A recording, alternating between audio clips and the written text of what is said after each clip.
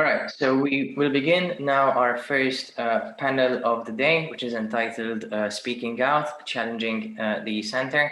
We collected these two presentations together because we felt that they focus on characters and individuals we don't usually think of as being at the center of attention.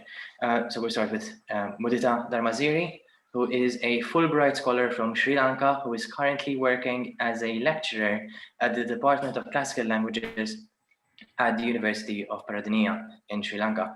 She pursued her MA in Classics at the University of Washington in Seattle in the USA.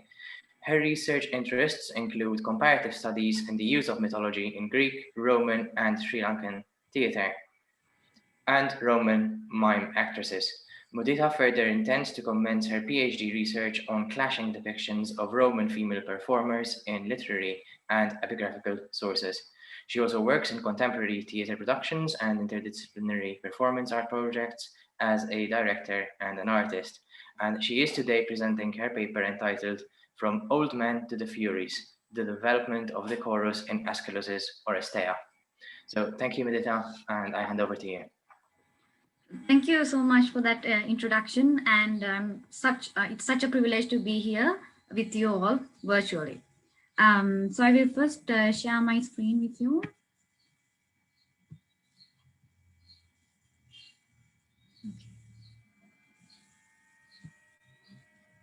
So from all men to the Furies, the development of the chorus in Aeschylus' Oresteia.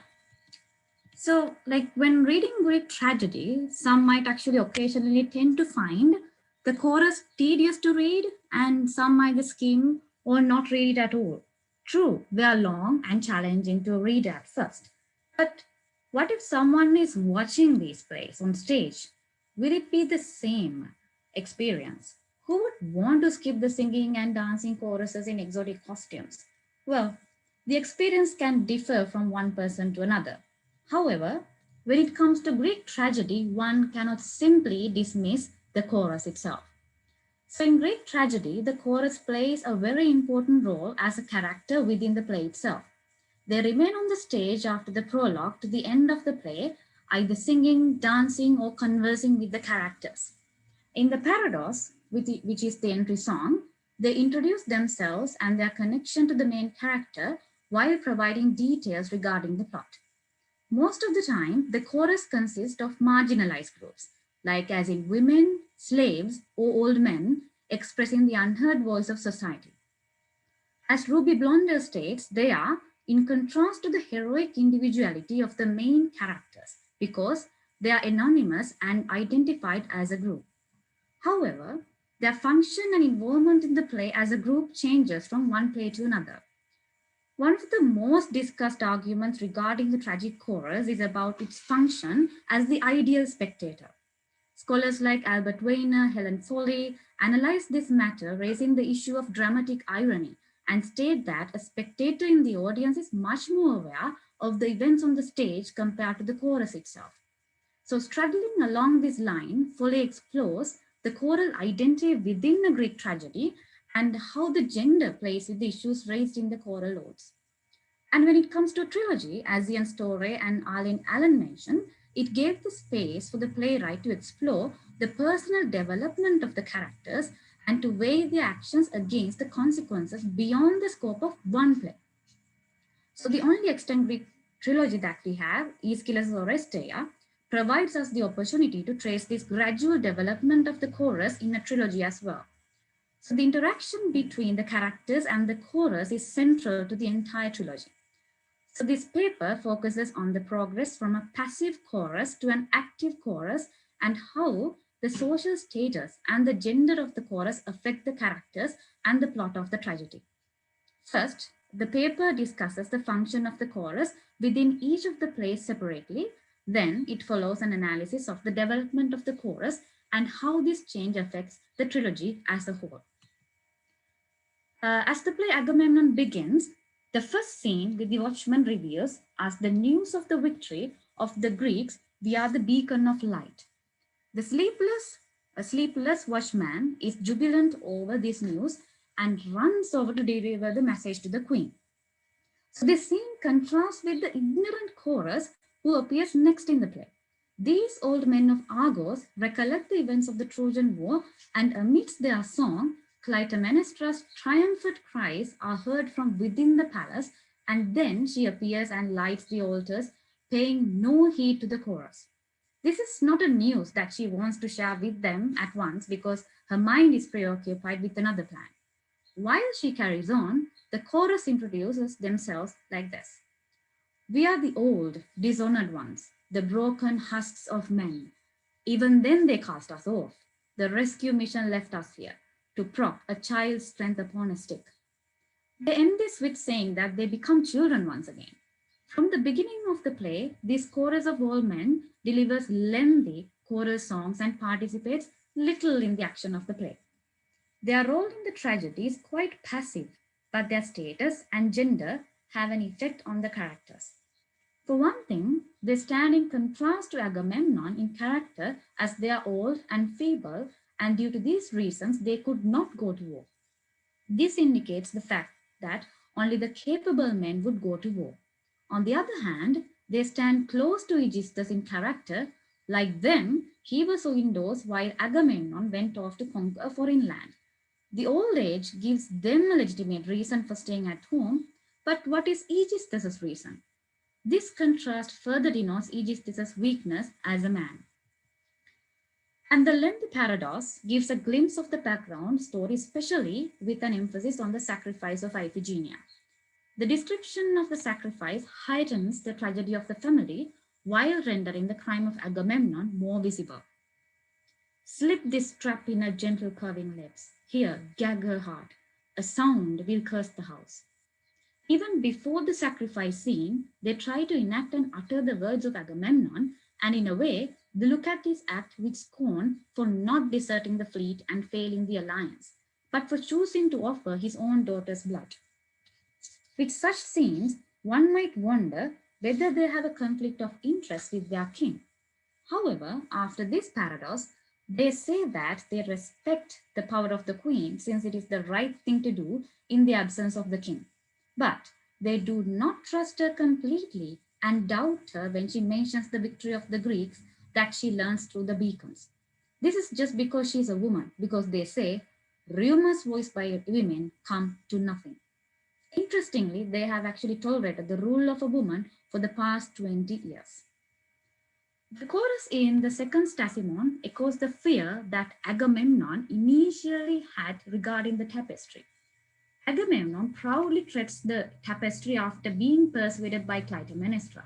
But this climactic moment of the play further heightens with the contrast we see with the confidence that Clytemnestra portrays here with that of the suspicious and terrified chorus. It is clear that Aeschylus very craftily uses the chorus as a means to highlight the character of Clytemnestra. The chorus's scene with Cassandra also helps to build up the tension of the play. For one thing, Cassandra's utterings confuse the chorus, and the continuous questions posed by the chorus leader heightens the suspense. They pity her, but couldn't do anything to help because her utterings were unintelligible for them. Apart from arousing this tragic sense of the scene, they are powerless to take any action against what is about to happen. As the chorus, they are not always allowed to go inside and prevent any event occurring inside the palace. They could only say utterings like, someone stabbed, and nothing more. At the end, they mourn for the death of their king and hint at the arrival of an avenger, remaining loyal to their king even after his death. They say that the one who acts must suffer, that is law. A line which resonates in the following play, The Libation Bearers. Both Clytemnestra and the chorus arrive at an uneasy truce, however, it comes to a halt with the entrance of the man inside the palace. When Aegisthus tries to intimidate the chorus with threats and his guards draw out their swords, the chorus stand their ground even to fight simply with their walking sticks, and it shows their bravery. To a certain extent, they attempt to do what is best in relation to the protagonist, but at the same time, they are powerless to do anything that would affect the plot. In the next play, The Libation Bearers, the chorus of slave women plays an active role compared to the old men that we just saw. The chorus consists of slave women, a very marginalized group in the society. These women are war captives from Troy, and their previous status as either a noble or a peasant is irrelevant to their lives hereafter. On the other hand, Electra, being of noble birth, considers herself marginalized from her own home and finds comfort in these slave women.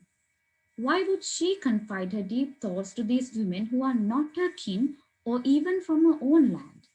Their bond is vital to the progress of the play, even when Electra and Orestes are plotting the murder. These women despise the queen. They say that godless woman sends me here, but they do what they are ordered to do as obedient slaves. However, they mourn with Electra and help her to perform the ritual rites at the grave. They have made common cause with Electra, even though the dead man has killed their own fathers. They wring diversity out of our father's halls. They let us see as slaves. We kneel at their command, our masters, right or wrong. Electra sees them as her allies while she finds her own family in the palace as enemies. She identifies herself as a slave too. I go like a slave, she says. Her father was murdered, and so were the fathers of the chorus. Her sense of isolation has drawn her close to these slave women. In that sense, she is also a marginalized character, thus, both parties find common grounds with each other. When Orestes appears, the chorus encourages them to embark on the plan and prepare for it. But now for action, say. All of them, together in secret, devise a plot to trap both Clytemnestra and Aegisthus. The chorus wants them to speak softly in case if someone in the palace hears them and report them to their masters. In a way, compared to the earlier chorus of the old men in Agamemnon, these women play an active role in helping the protagonist to achieve their targets. The early scholarship held the view that the chorus's comma stands as the medium to bring out Orestes' inner struggle of matricide to the surface, but they are refuted in the later scholarship. Even before the appearance of the chorus, Orestes has decided on this deed with the persuasion of Apollo, and he has his own reasons. Some have attempted to reconcile these two extreme ideas with highlighting the fact that the songs aid to affect the spirit of the dead king and the emotions of the living avenger. So in all, they are all in it together, and when Orestes is about to leave, he asks the chorus to be silent about the plan, but to speak when it helps. They obey the instructions of Orestes quite well because they are the ones who persuade the nurse to send out Aegisthus alone without his bodyguards. With that, they support the protagonist to achieve their plan without any obstacles. Also, in a way, the chorus signals the suffering that Orestes will have to face once the deed is done. Just because they support the protagonist, they do not sugarcoat the truth, but reveal the fact that acts have their consequences. At the same time, there are moments where the chorus sings very powerful words in order to make Orestes feel innocent of the deed. Aeschylus, right on time, brings the nurse onto the stage, and the interaction between her and the chorus presents that it was really she who brought up Orestes since he was a baby, not Clytemnestra. Linking to this scene, the chorus finally sings an ode before the entrance of Aegisthus and Clytemnestra, saying, "When she cries son, cry out my father's son. Go through with the murder, innocent at last." Even at the end, when Orestes sees the vision of the Furies, it is the leader of the chorus who informs him to find salvation with Apollo, but not any other main character. It is clear that compared to the old men in Agamemnon, the slave women play an active role in helping the characters, which ultimately leads to the development of the plot. Before the end of this play, it gives us a small glimpse to the Furies that appear in the final play. Orestes says, "Women look like gorgons shrouded in black, their heads wreathed, swarming serpents. Cannot stay, I must move on," and moves on to the next play. Finally, as the name suggests in the Eumenides, the Furies take the center stage. They are more than observers of the play, they actively participate in resolving the issue of justice in the trilogy. The character within the play itself is developed gradually, and they are more active compared to the previous two choruses. They continue their evil, sinister looking nature, which is described at the end of the libation bearers in action in the play. Here, the description of the Furies is given by the priestess Pythia. She says that they are black and have eyes which emit a discharge, comparing them with the Gorgons, the creatures who are known to be ugly. Therefore, these Furies are quite the opposite of beauty and they are repulsive to look at, as they mention. Such features and the work that they do cast them into a marginalized group. Also, Apollo loathes them and they wander without a true home. In the Eumenides, Clytemnestra's ghost is the one who awakes the sleeping Furies to do their assigned task. Once they are awake, they are depicted like hounds in search of prey. Unlike the previous two choruses, the Furies are fierce and they even debate with the gods. They are of divine origin, but as they say, they are banished, degraded, banished far from God to a sunless, torch-lit dusk. Apollo says that they dwell below the earth, while the ghost of Clytemnestra addresses them as the goddesses of the earth. It is almost as if they are not below or above, but in between. Despite what others say, they are proud of who they are. We are the skilled, the masterful, we the great fulfillers, memories of grief, we awesome spirits. They actively take part in the trial scene alongside the main characters.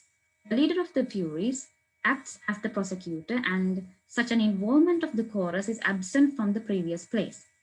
The fact that half of the jurors casting their vote in favor of the Furies also shows that their voice is heard and they are not a mere chorus who sing choral odes. Even though the leader plays a main part, she doesn't fail to remind us of the fact that they are a unit. Beware, our united force can break your land.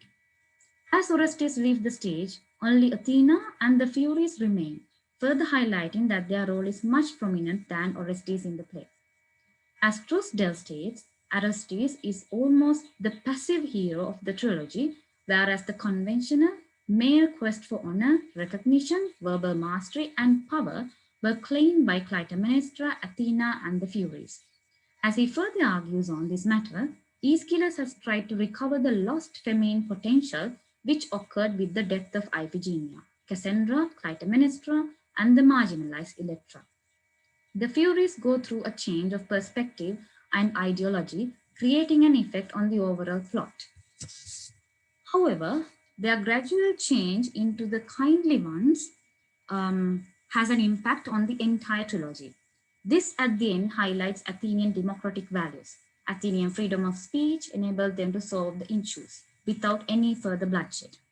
Also, this becomes more significant because only Athenians were allowed to be a part of the chorus. Thus, this brings forth the cultural and political relevance to the play.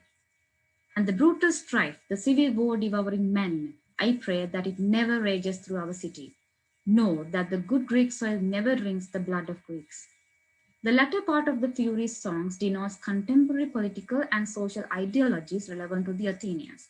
It emphasizes the need of the newly found port of the Areopagus, and they become the ever-watchful guardian of the land. At the end, the bloodthirsty hounds turn into peace lovers. They praise love, unity, humanity, and other virtues that would help to build a strong nation. Aeschylus, who has experienced war and bloodshed, upholds the values that would put an end to strife. As an analysis, we can see that it is evident that each chorus is more marginalized and yet more active than the preceding one.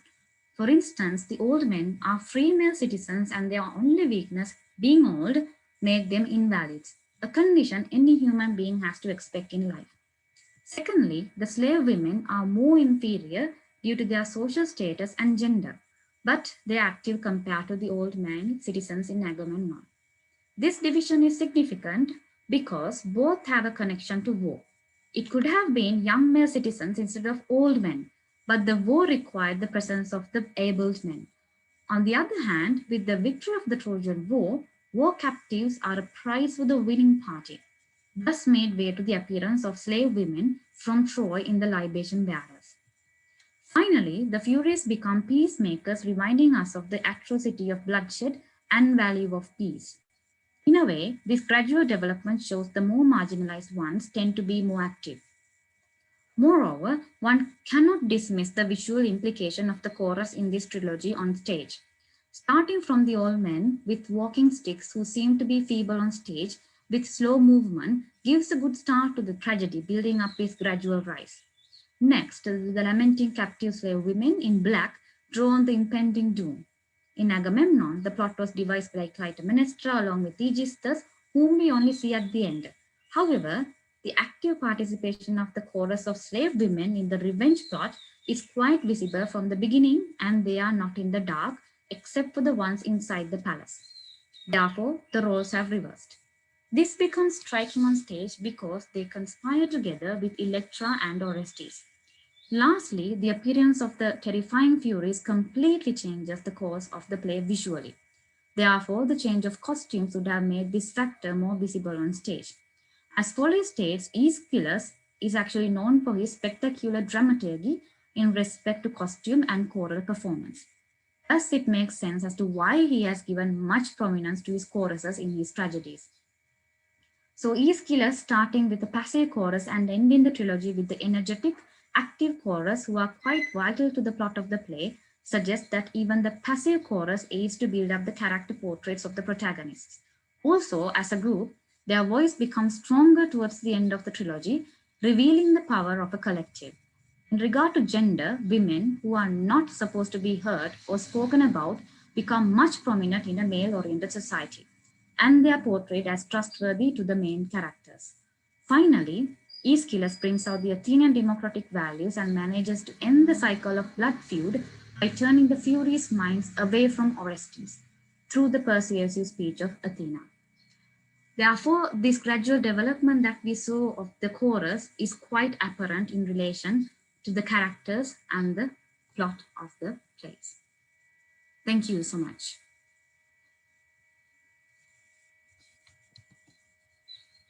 Thank you, Muditha, for that excellent presentation.